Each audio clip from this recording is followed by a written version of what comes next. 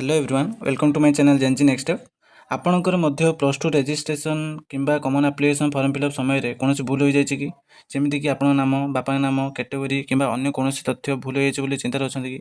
admission process रु बाहर हो डरुंट कि तेज ये वीडियो को जमा भी स्किप करूँ ना सर्वप्रथम जाणी रखु साइंस पक्षर common application form fill up edit कर सुविधा दी जाएगी जदि कॉमन एप्लिकेशन फॉर्म फिलअप समय कौन भूल होता है तेज आप सर्वाधिक 4 थर पर्यंत कॉमन एप्लिकेशन फॉर्म एडिट कर निज तथ्य सठिक करेंगे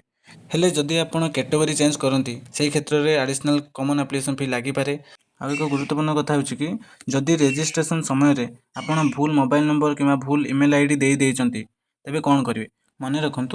रजिस्ट्रेशन कंप्लीट हो जाए common application form edit option माध्यम